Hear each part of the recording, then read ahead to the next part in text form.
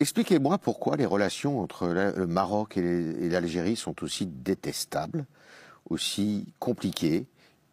Il m'est arrivé récemment d'interviewer le président algérien qui m'a répondu à une question.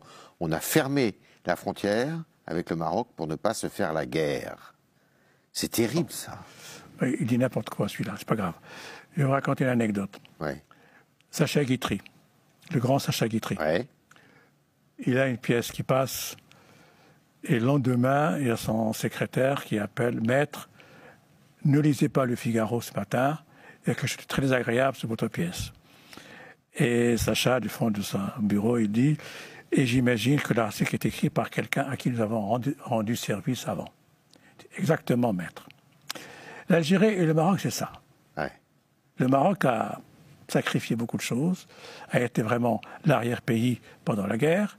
Il y a eu la réunion de Tanger en 1958 où les trois partis nationalistes, le FLN, le Stiklal et le Destour sont réunis à Tanger pour voir l'avenir du Maghreb dans l'esprit d'indépendance des trois pays et puis surtout d'un Maghreb uni dans un sens de progrès. Avant, il y avait l'islamisme ni rien à l'époque.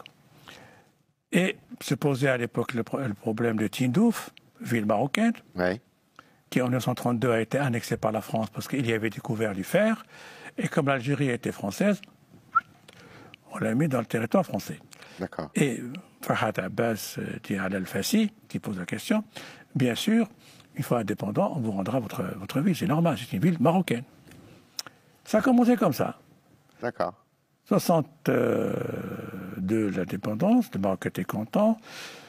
65, on pose le problème des frontières. Il y a la guerre des sables. Ouais. Avec Ben Bella, il y a des sables. Tout a été, ils ont tout oublié. Bon.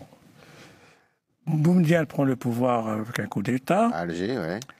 Et en 74, il y a le sommet islamique à Casablanca.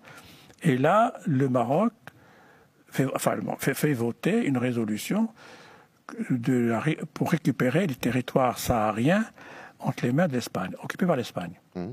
L'Espagne va quitter le territoire au moment où Franco était en train de mourir. On est en 1975.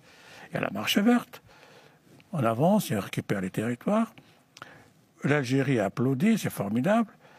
Mais Boumedienne, qui n'était pas à Casablanca, il y avait Bouteflika qui les représentait, se met en colère. Il dit pas du tout. Nous, on veut une sortie sur l'Atlantique.